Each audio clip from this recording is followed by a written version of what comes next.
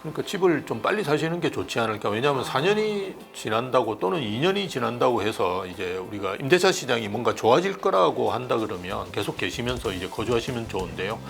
그렇지 않을 가능성이 크고요. 정부에서도 최근에는 대부분 인정합니다. 처음에 이제 집권했을 때는 이재명 정부 같은 경우도 집값을 뭐 반토막 내겠다든지 이런 이야기까지 했었는데요. 지금은 뭐 오를 수밖에 없지 않을까 이런 이야기 하시는 거 보면 사실은 정부에서도 이제는 집값 상승이라는 것이 어느 정도 상수라고 생각하는 것 같아요. 그렇다 그러면 뭐 2년이나 4년 후에 전월세 시장도 많이 오르고 집값도 더 많이 오른다 그러면 상대적 박탈감이 많이 커질 거거든요. 그래서 저는 이제 매입하시는 게 좋다라고 보고요. 네, 저희 계속해서 이제 하반기 부동산 시장 전망에 대해서 자세하게 얘기 이어가 보도록 하겠습니다. 심영석 교수님과 함께하고 있는데요. 저희 7월에 이제 동탄구리 기흥 여기를 추가 규제 지역으로 지정했습니다. 그럼에도 불구하고 인근 지역으로 이제 풍선 효과가 이어지고 있는 상황인데 이렇게 뭔가 규제 지역을 확대하는 게 집값 안정에 실질적으로 그렇다면 효과가 있느냐 이런 얘기도 계속해서 나오는 상황인 것 같아요. 풍선 효과만 더 키우는 건 아닌가 지금 상황으로 봐선 그런데 어떻게 보세요? 예, 풍선 효과가 계속 커지고 있습니다. 네. 지금 우리 동탄 쪽도 이제 병정구로 넘어갔고요. 네. 수원에 지정이 안 된 데가 있어요. 권성구 뭐 이런 데들 계속 가격 오르고 있습니다. 그래서 이거는 뭐 풍선 효과가 될 수밖에 없고요. 왜냐하면 지금 우리가 이제 계속 공급이 없어서 가격이 오른다라는 이야기를 많이 하는데요. 최근에는 이제 수요 측면도 좀 유심히 보시는 게 좋을 것 같습니다. 왜냐하면 지금 우리 때는 반도체 시장이 너무 좋은 상황이라서요. 성과급을 받는 수준이 우리가 생각하기 좀 상상을 초월하는 수준의 그죠 성과급을 받으시잖아요. 그리고 그 사내 대출 같은 경우도 한 5억 정도 이렇게 나오는 상황이거든요. 그런 상황에서 그 지역에 있는 아파트들은 쉽게 사실 수가 있거든요. 그래서 동탄이 이제 타겟이 많이 된 이유는 사실은 동탄은 이제 명확하게 서열이 정해져 있습니다. 아파트가 처음에 이제 여기에 딱 붙어 있는 롯데캐슬이라는 아파트가 있고요. 그다음 우포안이라 그래서 그 옆에 또 딱 붙어 있는 아파트가 있어요. 그다음에 이제 시범단지가 있고 이런 식으로 서열이 아주 명확하기 때문에 투자하시기 되게 좋아요. 뭐 내가 돈을 많이 가지고 있다 그러면 그냥 롯데캐슬을 사시면 되거든요. 그러고 이제 서울 접근성이 굉장히 좋고 이러다 보니까 이제 주목을 받지만 사실은 대부분의 지역들이 지금 뭐 주목을 받을 수밖에 없는 상황인 거거든요. 영통구 같은 경우도 최근에 규제 지역임에도 불구하고 계속 오르고 있는 것도 거기 뭐 제가 알고 있기로 삼성전자 본사가 있고요. 수원 사업장이 있습니다. 그러니까 뭐 이런 지역들을 규제로 해서 묶는다는 게 무슨 의미가 있는지 그냥 왜냐하면 이걸 집을 사는 분들이 무슨 다주택자가 한 채 더 사는 게 아니잖아요. 지금 대부분 다 무주택자가 사시거나 아니면 1주택자가 갈아타시는 거거든요. 이럴 때면 내가 뭐 SK 하이닉스에 있는데 이천이 본사입니다. 그래서 이천에 있는데 거기가 보면 별로 인프라가 좋지는 않거든요. 뭐 재밌는 게 별로 없어요. 그래서 동탄은 보니까 호수공원도 있고 뭐 여기에 보니까 그 롯데백화점도 있으니까 나 걸로 가야 되겠어. 이렇게 해서 가시는 분들이 있잖아요. 그래서 그런 1주택자 분들이 특히나 뭐 현금도 지금 많으시고 이렇게 넘어가는데 그걸 뭐 세금 규제를 하겠습니까? 뭐 대출 규제를 하겠습니까? 그리고 대부분 그 집은 한 15억 내외의 가격대잖아요. 그러면 지금 정부에서 올리려고 하는 보유세라든지 이런 거하고도 전혀 관련이 없거든요. 뭐 30억부터 지금 이야기가 나오고 있으니까요. 그래서 거의 뭐 규제의 저는 효과는 없을 거다. 그래서 예전에 보면 문재인 정부 때 2020년 이제 11월, 12월 달에 본격적으로 이제 그 지방에 드디어 이제 규제를 하기 시작합니다. 그래서 그 전에 이제 다 규제가 된 게 뭐냐, 읍면 이런 거 빼고 나면 서울은 다 규제가 됐었어요. 지금 아직 우리는 인천은 규제를 안 하고 있잖아요. 근데 그 당시에는 이제 인천도 다 규제가 됐었는데요. 계속 넓혀지면서 인천도 규제를 하고 이렇게 해서 수도권은 다 규제 지역으로 확대가 되겠죠. 그래서 원래 정부에서 처음 이제 규제 지역을 굉장히 넓게 경기도 12개 지역까지를 하면서 15 대책으로 했을 때 풍선 효과를 차단하기 위해서 한다. 이렇게 했을 때 대부분의 전문가분들이 그래도 풍선 효과 생길 거다라고 이야기를 했거든요. 그래서 풍선 효과는 계속 될 수밖에 없고요. 그로 인해서 뭐 지방의 광역시들도 나중에는 다 투기과열지구나 조정대상 지역. 저는 정말 걱정되는 거는 토지거래 허가제까지 지방에 쓰지 않을까라고 해서 이제는 이제 규제 3종 세트를 그냥 한꺼번에 다 쓰고 있거든요. 그래서 이 토지거래 허가제는 정말 악법입니다. 이게 전 세계에 이렇게 하는 나라가 없습니다. 자본주의 사회에서. 평양관리법이라고 이렇게 북한에 하고 있거든요. 보면 신고해야 됩니다. 허가를 받아야지 평양에 살 수 있거든요. 아, 북한이 그렇게 해요. 예, 평양관리법이라고 해서 제4조에 나옵니다. 그래서 북한 평양에 살 때 왜냐하면 북한은 이렇게 나머지 지역들은 관리를 하지 않거든요. 근데 평양 같은 경우는 뭔가 쿠데타도 일어날 수도 있고 그죠. 그래서 출시 성분을 잘 보고 평양에 사는 사람들을 고르거든요. 그래서 우리나라 토지거래 허가제하고 비슷하게 하고 있어요. 그래서 정말 중국이나 이렇게 북한과 같은 사회주의 국가에서 하는 제도를 지금 우리가 쓰고 있거든요. 토지거래 허가제가 아닙니다. 지금은 주택거래 허가제라고 그냥 바꿔서 이야기하는 게 얘기하는데 이런 것까지 지방에 쓸까 싶어서 저는 이제 되게 걱정입니다. 아, 그렇습니다. 그래서 사실 이제 아까도 공급 얘기를 잠깐 해주셨는데 교수님 생각은 어떠신지 궁금합니다. 하반기 집값이 말씀하신 지금까지 쭉 얘기해온 것처럼 뭐 세금이라든지 대출이라든지 이런 것들보다는 공급 부족이 해결이 되면 뭐 그래도 어느 정도 키가 될 수 있을 것이다 이렇게 생각을 하시나요? 예. 그렇긴 한데요. 이를테면 공급 부족 문제가 해결된다 그러면 주택시장 안정에 굉장히 기여할 수 있겠죠. 왜냐하면 지금 이제 문제가 되는 것이 공급이 부족하기 때문에 전월세 시장도 굉장히 불안한 거고요. 왜냐하면 입주하는 아파트가 없으니까 기존 아파트에서 그냥 뺏고 뺏기고 하는 걸 하는 거거든요. 그래서 잘 아셔야 될 게 뭐 최근에 이제 부동산 토론회 보니까 어떤 그 패널이 뭐 2만 채 뭐 이야기하던데 서울은 일단 결혼하는 분들이 한 5만 명 정도 5만 쌍 정도 되세요.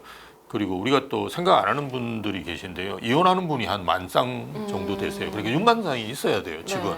그런데 지금 공급되는 양이 우리가 이제 연립 다세대를 빼고 아파트만 제가 말씀을 드리면 문재인 정부 1년 동안 공급된 게 앞으로 이제 그 이재명 정부 4년 동안 공급될 양보다 많습니다. 그래서 지금 굉장히 심각하다라고 보시는 게 많고요. 그러면 연립 다세대나 오피스텔은 지어지고 있느냐 그러면 연립 다세대는 더 심각해졌어요. 그 전세 사기 문제 때문에 예전에는 그래도 한 2, 3만 채 정도 공급이 됐는데요. 최근에 입주하는 연립 다세대를 보면 3,000채, 4,000채입니다. 이거는 거의 7, 80% 줄었어요. 아파트도 굉장히 많이 줄긴 했지만 거의 뭐 지금 연립 다세대는 지어지지 않고 있거든요. 그래서 주택 수요를 흡수할 수 있는 공급이 거의 없는 상황입니다. 그런 상황에서 정부에서 계속 그 실거주를 유도하는 정책들을 계속 쓰잖아요. 그리고 1주택만 유지하게 만들고 그렇다 그러면 이거는 뭐 그냥 모든 사람이 자기 집에 그냥 다 들어가 있는 거니까요. 나머지 결혼하는 분들은 집이 없는 거예요. 그냥 고시원이나 이렇게 가야 될 수밖에 없는 상황이 되는 거니까요. 저는 주택 공급이 외국과 다르게 외국은 이제 굉장히 빠르게 공급할 수 있습니다. 왜냐하면 단독주택이니까요. 그래서 미국도 보면 그 통계 같은 걸 보시면 2028년, 29년도에 보면 주택 공급 줄어드는 게 거의 60%, 70%까지 줄어들어요. 안 지으면 그만이니까요. 그러다가 이제 늘면 또 거의 100%까지 이렇게 올라갑니다. 그 단독이라는 거는 우리가 빨리 지으면 6개월 안에 짓거든요. 이렇게 연립 다세대도 우리가 시공기간은 한 6개월, 7개월 정도밖에 안 됩니다. 그러니까 1년 안에 모든 것이 다 해결되는데요. 우리는 안타깝게도 주택은 우리가 5년, 4년 이야기 하시지만 사실은 한 10년 걸립니다. 이게 뭐 그 택지를 마련하고 그다음에 인허가를 받고 이러는 기간까지 다 고려해 본다 그러면 시공기간이 한 4, 5년 정도 예전에는 한 우리가 2, 3년 만에 한번 시공을 했는데요. 지금은 한 4, 5년 정도 걸리거든요. 그래서 아파트라는 상품이기 때문에 우리가 이제 주택 공급에 대해서 문제가 많고 또 해결이 되지 않는 부분입니다. 그런데 지금 계속 그냥 그 기존 매물도 사라지게 만드는 정책들을 쓰고 있기 때문에요. 신규 공급도 없고 기존 매물도 없는 이런 상태가 이제 계속되는 거죠. 네, 그래서 일단 신규 공급은 줄어들고 있는데 기존의 공급마저 잠기는 그런 현상까지 지금 발생하고 있는 상황인데 이렇게 되면 집을 구하는 입장에서는 더더욱 최악일 수밖에 없거든요. 네, 맞습니다. 매매 시장 못지않게 사실 전월세 시장도 지금도 불안하다라고 하셨는데 그렇다면 하반기 전월세 시장도 계속해서 좀 불안한 흐름이 이어질 것 같네요. 예, 그러니까 입주 물량이 줄어들면 제일 먼저 이제 영향을 받는 게 전월세 시장입니다. 우리가 그걸 공간 시장이라고 학계에서는 이야기하는데요. 개발 시장이 이제 신규로 공급하는 시장이에요. 그게 줄어들면 제일 먼저 이제 공간 시장이 영향을 받고 공간 시장이 이제 뜨거워지면 오히려 자산 시장이라 그러죠. 이런 거래가 이루어지는 시장이 움직이거든요. 그래서 1차적으로 타격을 받는 건 전월세 시장이라고 보시면 됩니다. 그래서 사실은 지금 매매에 비해서도 전월세는 굉장히 심각하다. 왜 심각하냐 그러면 이건 가격의 문제가 아닙니다. 그러니까 예전에는 이제 전월세 난이라는 게 가격의 문제였거든요. 그래도 매물은 한 10개 있고 찾는 분이 한 20명 있는 이런 시장이었는데요. 그러면 이제 가격이 높아지는 거죠. 매물이 없지는 않았어요. 예. 근데 지금은 매물이 한두 개 있고 찾는 분이 한 서너 명 이런 시장이거든요. 그래서 한 분이 해버리면 이제 매물이 없어져 버립니다. 그러면 매물이 없다는 거는 이게 또 어떤 문제냐 그러면 매매 시장하고 아주 비슷하게 움직이는 거죠. 지금 이제 매매 시장이 거래는 안 되는데 그죠. 한 건씩 거래되는 게 이제 막 신고가를 계속 기록하거든요. 그래서 전세 시장도 이제 그렇게 될 가능성이 굉장히 높은 거죠. 그래서 전세 거래량은 줄어들고 그러니까 예전에 뭐 전세가 전체 임대차 시장이 한 50%였다 그러면 앞으로 더 줄겠죠. 20, 30% 줄다가 앞으로는 뭐 1, 20%로 줄 수도 있는데요. 이게 하나씩 거래가 될 때마다 이제 가격이 팍팍 오르게 되는 거죠. 그래서 예전에 이제 매매 거래가 한 건씩 되면서 가격이 오는 거하고 비슷한 즉 가격에서 이제 매물로 이제 패러다임 자체가 이제 바뀐다라고 보시면 됩니다. 그럼 자연스럽게 이제 월세로 갈 수밖에 없고요. 근데 월세는 지금 상당히 많이 오르고 있는 상황이거든요. 우리나라 월세 통계가 정확하지가 않습니다. 왜 그러냐 그러면 우리나라 월세는 순수 월세가 아니거든요. 외국 같은 경우는 보증금이 없습니다. 아예 보증금이 없고 그냥 월세만 있거든요. 근데 우리는 1억에 얼마 뭐 이런 식이잖아요. 그래서 우리는 반전세, 보증부 월세, 뭐 순수 월세, 순수 월세도 사실은 순수 월세가 아니에요. 보증금이 뭐 12개월 이상을 잡는 거니까요. 외국은 전혀 보증금 1개월 정도를 잡거든요. 그러니까 전혀 이거는 안 맞습니다. 그래서 월세 통계라는 게 굉장히 불안한데요. 제가 볼 때는 지금 월세는 상당히 많이 오르고 있어요. 그래서 월세로 이제 내몰릴 수밖에 없는 상황이 뭐 될 수밖에 없지 않을까 싶습니다. 네, 그렇습니다. 그렇다면 이제 임차인의 실질적인 권리 보호 그리고 이제 가장 중요한 주거 안정이 실현되기 위해서는 현재 가장 시급하게 개선돼야 할 문제는 뭐라고 생각하세요? 일단 매물 찾기 걸 좀 쉽게 할 수 있도록 만들어야 되는데요. 네. 기존 매물 나오는 것도 괜찮거든요. 정부에서도 지금 계속 신규 입주 물량이 없으니까 기존 매물을 뽑아내려고 하듯이 전월세 시장에서도 마찬가지 그렇게 할 수 있다고 봅니다. 네. 근데 지금은 이제 기존 매물이 없는 이유가 4년 동안 이제 사실 수 있거든요. 그리고 계약갱식 청구권을 한번 쓰실 수 있잖아요. 네. 그러면 이제 4년을 거주할 수 있으니까 유통량이 이제 4년에 한 번씩 나온다고 보시면 돼요. 그래서 일단 많이 줄었다고 생각하시면 되거든요. 네. 그래서 일단 유통량이 많아서 서로 이제 경쟁해서 선택할 수 있도록 만들어주는 임대차 입법을 좀 개정하는 것이 좋다라고 보는데요. 사실은 이게 또 문제가 뭐냐 그러면 또 한 몇 년 지났습니다. 임대차 입법이 우리가 실시된 지 이제 또 지났기 때문에 어느 정도는 이제 익숙해져 있는 상태인데 여기서 또 2년으로 바꾼다 그러면 또 시중에 혼란이 있을 가능성이 있거든요. 그래서 저는 지금 현재 이제 우리가 살고 싶어하는 주택은 아파트입니다. 네. 예, 이것도 좀 사실은 외국에 비하면 좀 특이한 거거든요. 외국은 아파트에 별로 살고 싶어하지 않아요. 단독에 살고 싶어 하시는데 우리는 이제 아파트에 살고 싶어 하십니다. 그래서 주거 선호가 이루어지는 상품이 아파트이기 때문에 아파트에 대해서도 주택임대사업자를 좀 저는 하는 게 맞다. 그래서 매물은 적더라도 가격이 못 오르게는 만들 수는 있거든요. 네. 그래서 이게 5%잖아요. 그래서 뭐 4년이 지나든 8년이라든지 아니면 10년과 같이 장기로 해서 아파트에 대해서도 주택임대사업자 등록을 좀 할 수 있도록 지금은 이제 아파트는 못 하고 있습니다. 네, 그런 것 좀 한다 그러면 매물은 적게 나오겠지만 그래도 가격이라도 좀 안정될 수 있지 않을까. 그래서 필히 좀 검토해 주시는 게 좋지 않을까 싶습니다. 네. 특히 이제 그 아파트 시장에 주택 임대 사업자가 들어오게 되면은 이 다주택자들이 또 아파트로 몰린다 이래가지고 예. 예전에 뭐 그런 논리 때문에 좀 사라졌던 맞습니다. 것 같아요. 예, 그렇죠? 맞습니다. 네, 근데 이런 부분도 좀 개선이 돼야 하는 부분이다라고 말씀을 해주셨고요.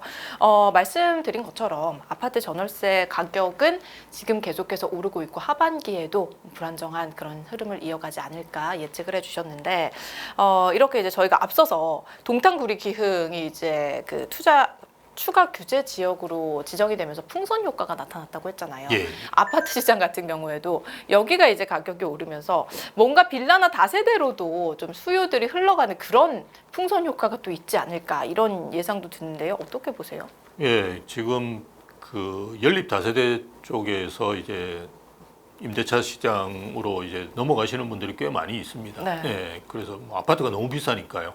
그래서 그 연립 다세대 쪽도 지금은 전월세 시장이 가격이 많이 오르고 있는 상황이라고 보시면 됩니다. 보증금만 하더라도 1, 2년 전에는 뭐 5천만 원대였는데 지금 대부분 이제 평균적으로도 한 6천만 원대 정도까지 이제 올라와 있는 상황이거든요. 전세 사기 문제 때문에 연립 다세대도 별로 지어지지 않았고요. 특히는 서울 같은 경우는 전국에서 연립 다세대 비중이 제일 높습니다. 이제 전국 평균 한 14.1% 정도 되거든요. 근데 서울은 한 30% 정도 됩니다. 그만큼 이제 아파트 공급이 그동안 이제 안 돼 왔던 거예요. 네. 그래서 연립 다세대에 거주하시는 분이 많은데 이분들이 이제 다 아파트로 몰리면서 오히려 이제 그 연립 다세대 시장이 죽어버렸는데요. 그런데 다시 또 이제 아파트의 월세가 높다 보니까 이제 다시 그 연립 다세대 시장으로 가시는데 연립 다세대 시장도 이제 경쟁이 치열해지고 있거든요. 그래서 가격이 오르고 있는 중이라고 보시는 게 맞아요. 어쨌든 지금 그 연립 다세대 쪽으로 이제 이분들이 가시게 되면서 기존에 이제 연립 다세대 시장에 투자 수요가 뭐가 있었냐 그러면 재개발 쪽 투자하시는 분들이 연립 다세대를 매입을 많이 하셨거든요. 그런 분들 입장에서 본다 그러면 어떤 면에서 보면 연립 다세대의 전세나 월세가 오른다 그러면 훨씬 투자하기 좋은 환경으로 바뀌어가고 있으면서 초기 단계의 재개발 시장들이 조금 더 과열되고 있는 상황이라고 보시는 게 맞아요. 네. 예. 그렇습니다. 그렇다면은 이제 집을 사고 싶어 하시는 우리 무주택자분들 같은 경우에는 어떤 거주 전략을 앞으로 이 흐름에 맞춰 세워야 할지 이것도 궁금하실 것 같거든요. 그러니까 집을 좀 빨리 사시는 게 좋지 않을까. 왜냐하면 4년이 지난다고 또는 2년이 지난다고 해서 이제 우리가 임대차 시장이 뭔가 좋아질 거라고 한다 그러면 계속 계시면서 이제 거주하시면 좋은데요. 그렇지 않을 가능성이 크고요. 정부에서도 최근에는 대부분 인정합니다. 처음에 이제 집권했을 때는 이재명 정부 같은 경우도 집값을 뭐 반토막 내겠다든지 네. 이런 이야기까지 했었는데요. 지금은 뭐 오를 수밖에 없지 않을까 이런 이야기 하시는 거 보면 사실은 정부에서도 이제는 집값 상승이라는 것이 어느 정도 상수라고 생각하는 것 같아요. 그렇다 그러면 뭐 2년이나 4년 후에 전월세 시장도 많이 오르고 네. 집값도 더 많이 오른다 그러면 상대적 박탈감이 많이 커질 거거든요. 그래서 저는 이제 매입하시는 게 좋다라고 보고요. 그렇지 않다 그러면 정부에서 이제 공공지원 민간 임대 아파트들이 꽤 있습니다. 네. 공공에서 지원해서 10년 동안 이제 거주하실 수 있는 그래서 5% 정도만 상승을 시키고 이렇게 하는 시장이 있거든요. 앞 상품이 있습니다. 이제 그런 상품들을 좀 뭐 알아보시는 것도 좋고요. 저는 뭐 돈이 없어가지고 도저히 살 수가 없다 이런 분들 같은 경우는 이제 공급자 주도형 공공분양 상품이라고 저는 이름을 붙였는데요. 토지 임대부 주택이라든지 이익 공유형 그리고 지분 적립형 이런 주택들이 있습니다. 이런 거는 뭐 몇 천만 원만 있으시면 충분히 청약이라든지 나중에 거주하실 수 있거든요. 그래서 그런 상품 쪽으로도 관심을 좀 가져보시는 게 뭐라도 하나 있으시는 게 10년 동안 그냥 그 임대차 시장에 계속 거주하시면서 가격이 오르고 이런 불안한 거를 해지하실 수 있을 거예요. 예.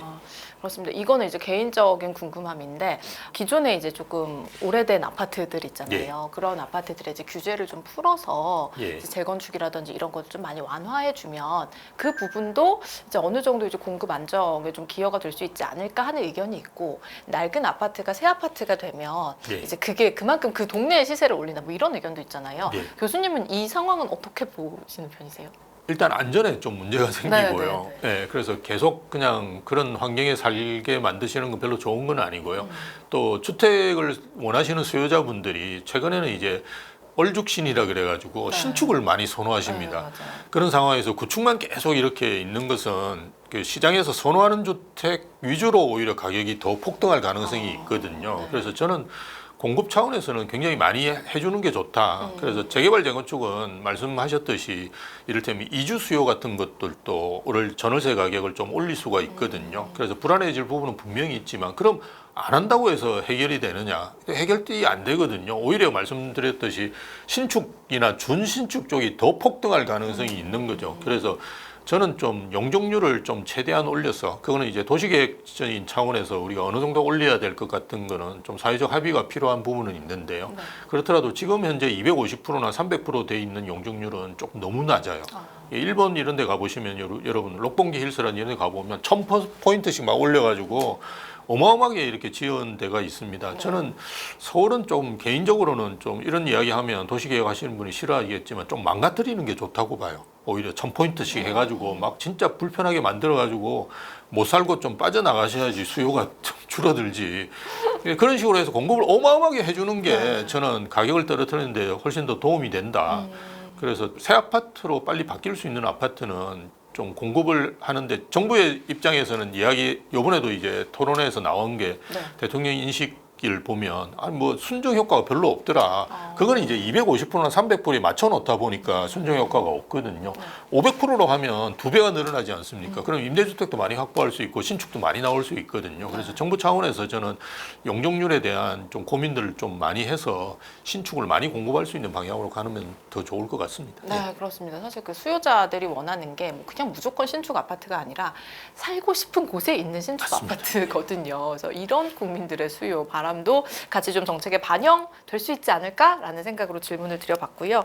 자, 오늘 그래서 세금부터 대출 그리고 전월세 시장까지 해서 두루 짚어보는 시간을 우리 심영석 교수님과 함께 가져봤습니다. 일단 우리 교수님이 보시기에 그럼 마지막으로 올 하반기에 우리 시청자분들이 가장 주안점을 두고 지켜봐야 할 부동산 시장의 최대 변수가 뭔지 하나 말씀해 주시면 좋을 것 같아요. 지금 주택 가격은 어쨌든 계속 오르고 있습니다. 네. 그래서 전국적으로 보면 0.1%, 우리가 수도권에서는 0.2% 주간 단위입니다. 서울은 이제 0.3% 정도 오르고 있는데 어마어마하게 많이 오르는 겁니다. 왜냐하면 서울 기준으로 본다 그러면 우리가 주간 단위로 0.3% 오르면 연간으로 15% 오르거든요. 그럼 이게 평균이거든요. 네. 그럼 많이 오르는 데는 한 20-30% 올랐다는 말이고요. 많이 오르는 아파트 같은 경우는 한 50%는 올랐다는 말입니다. 그래서 상당히 지금 과열된 상태라고 보시는 게 맞고요. 네. 그래서 이게 주택 가격이 지금 오르고 있는 상태인데 지금 집값을 낮다고 생각하시는 분은 별로 없어요. 저도 지금 현재 우리 아파트 가격은 높다라고 보거든요. 근데 지금같이 계속 오른다는 말은 뭔가 주택시장의 패러다임이 지금 바뀌어가고 있다라고 생각하시는 게 맞아요. 네. 예, 그래서 주택시장의 패러다임이 지금 한 4가지 정도 바뀌어가는 게 부분이 있습니다. 이를테면 세금 같은 경우도 거래세에서 이제는 어느 부분 보유세로 이제 넘어가고 있거든요. 근데 보유세는 경제학 교과서를 보시면 명확하게 나와 있는 게 전가라는 말이 있습니다. 그 세금을 많이 맞으면 임차인한테 전가하고요. 가격에 전가합니다. 근데 이게 이제 전가가 할 수 없는 상황일 경우는 못 하죠. 뭐 지금 임대차 시장이 막 떨어지고 있고 역전세난이 나고 있는 상황에서 뭐 전가할 수는 없잖아요. 네. 근데 지금은 전가할 수 있는 아주 좋은 시장이 형성되고 있습니다. 가격적인 측면에서도 그렇고요. 이런 상황에서는 우리가 보유세를 전가시킬 가능성이 크다는 겁니다. 지금까지는 전가도 되지도 않았어요. 예, 그런데 앞으로 이제 가격에 전가되고 전월세 가격에도 또 전가될 가능성이 있다. 이건 굉장히 심각한 상황이라고 보시는 게 맞고요. 또 금리는 지금 오르고 있는 상황이잖아요. 그리고 금융 규제는 강화되는 상황이고, 그럼 금리가 오르면 지금은 이제 2.75%가 기준금리인 상황인데요. 올해 뭐 베이비 스텝 한 번 더 할 가능성이 크다 그러면 한 3% 정도는 오를 겁니다. 그리고 대출 규제도 계속 하고요.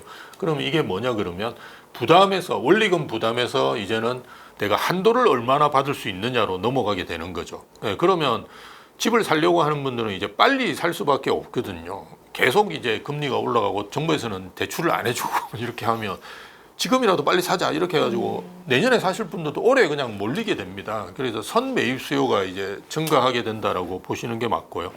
그리고 전월세 가격은 아까 말씀드렸듯이 시장이 굉장히 불안한데 이건 기존의 가격에서 이제 매물로 넘어가기 때문에 이것도 굉장히 불안한 거고요. 그리고 또 하나 유심히 보셔야 될 건 뭐냐 그러면 분양가가 계속 오른다는 겁니다. 지금 뭐 부동산 토론회에서도 안 나왔는데 저는 굉장히 유심히 보고 있는 변수가 고분양가입니다. 지금 서울 외곽도 17억, 18억에 지금 분양을 하고 있거든요. 네. 그 말은 뭐냐 그러면 우리가 분양가라는 거는 기존 주택에 비해서 원래는 가격이 높아야 돼요. 네. 근데 지금까지는 우리가 가격이 높지를 않고 오히려 낮았거든요. 정부에서 분양가 상한제를 해서. 근데 이제는 분양가 상한제가 적용되는 지역이 강남이라든지 영산밖에 없습니다. 나머지 지역은 분양가 상한제가 적용되지 않고요. 제가 그 허구에 계신 분 만나가 이야기를 해보니까 아예 그냥 안 한다고 그러더라고요. 강남 상구나 영산 빼고 나면 나머지는 안 하기 때문에 이게 가격이 계속 올라서 오히려 주변 시세보다 지금은 높아지는 경향이 있거든요. 분양가라는 것은 3, 4년 후에 집값이거든요. 왜냐하면 이게 신축 아파트라는 게 3, 4년 후에 입주를 하니까요. 그래서 3, 4년 후에 입주할 아파트가 지금 가격이 계속 올라가고 있는 상황이에요. 그래서 가격이 떨어질 가능성은 이제 거의 없는 겁니다. 그래서 예전에는 우리가 야 설마 저 가격에 분양돼 이렇게 하다가 이제는 그 분양가를 받아들이고 있거든요. 그 말은 계속 가격이 오르는 것을 지금 수용하고 있다라고 생각하시면 됩니다.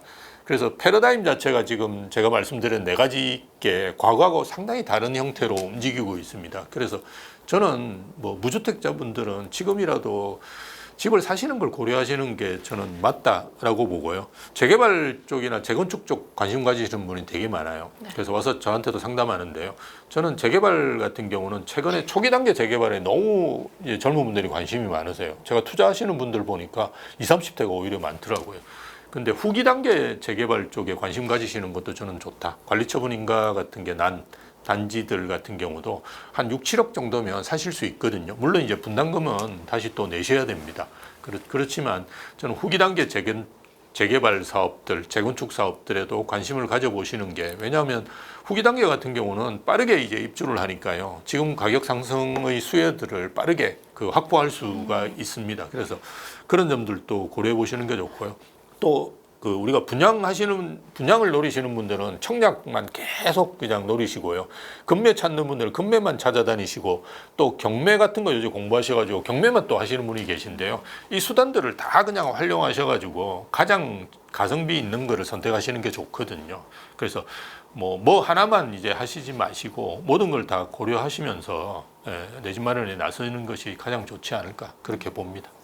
네, 그래서 부동산 시장이 이제 큰 패러다임이 계속해서 변화하고 있기 때문에 그러니까 결국에는 무주택자들 같은 경우에는 좀 하루라도 빠르게 좀 집을 사는 게 수단과 방법을 가리지 않고 어떻게든 또 내 집 마련을 하고, 이미 보유하고 계신 분들 같은 경우에는 이런 보유세라든지 이런 것들을 잘 대비하시면서 상황을 지켜보시는 게 좋을 것 같습니다. 일단 말씀하신 것처럼 9월쯤 되면은 또 한번 시장에 또 윤곽이 드러날 수 있으니까요. 그때 저희가 또 상황 지켜보면서 소식도 전하도록 하겠습니다.